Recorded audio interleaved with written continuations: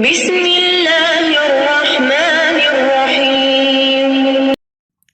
رسول صلی اللہ علیہ وآلہ وسلم نے فرمایا، قرآن پڑھو کیونکہ قیامت کے دن یہ اپنے پڑھنے والوں کا سفارشی بن کر آئے گا۔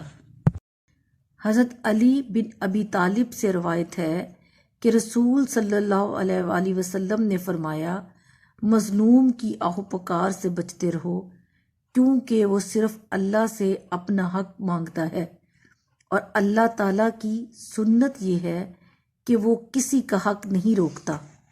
بسم اللہ الرحمن الرحیم۔ رسول پاک صلی اللہ علیہ وآلہ وسلم نے فرمایا، بد نصیب ہے وہ شخص جو والدین کی خدمت کر کے ان کی دعا نہیں لیتا اور لوگوں سے کہتا پھرتا ہے کہ میرے لیے دعا کرنا۔ بد نصیب ہے وہ شخص جو فجر کے وقت سویا رہتا ہے اور لوگوں سے تنگ دستی کا شکوہ کرتا ہے۔ بد نصیب ہے وہ شخص جو نماز عشاء نہیں پڑھتا اور دعاؤں میں پرسکون نیند تلاش کرتا ہے۔ بد نصیب ہے وہ شخص جس نے ماہ رمضان پایا اور اپنے رب کو راضی نہ کر سکا۔